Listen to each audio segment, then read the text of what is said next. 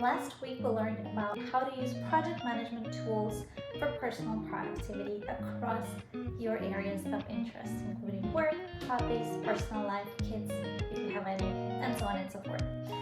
So in this video, I wanted to talk to you how those same project management tools are actually used in running software development projects. So let's go one by one.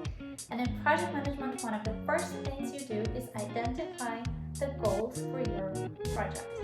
Similarly, if you're running a business, one of the first things you want to do is identify the goals for your business. They're also more commonly known as KPIs, right? You set goals that you measure against. Same concept. And that's why you want your goals to be in the SMART format.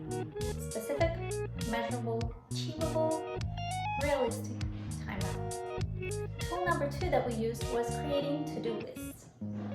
And one of the key factors there was creating one cohesive to-do list across all of your initiatives.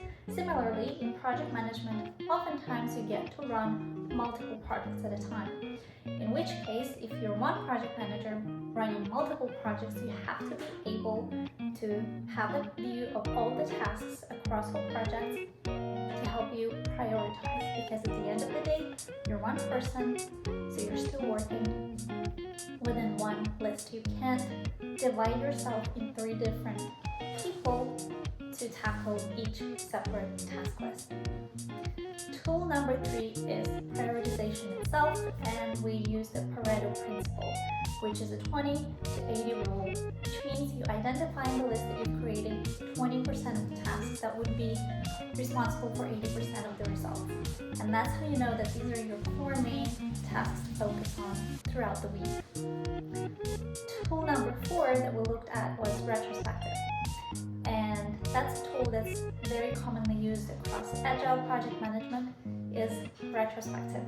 After every sprint, if you're doing Scrum for a project, you do sprint retrospective. And that's where you look at how well have you done for the past 4 days in our case, what worked well, what didn't go well, what you would like to continue doing the way you were doing, and what you would like to change or update or improve. And our final tool was iterate, which means taking everything that we've learned and applying the improvements to the next iteration. So for the next week, you go through the same tools, but you improve, you perform better. As a result, you get more tasks done, you feel better about it, and you're less stressed. To learn more about Agile project management and to sign up for the course or take an Agile masterclass, hit the link in bio and you'll get all the information, including a free masterclass to see if IT project management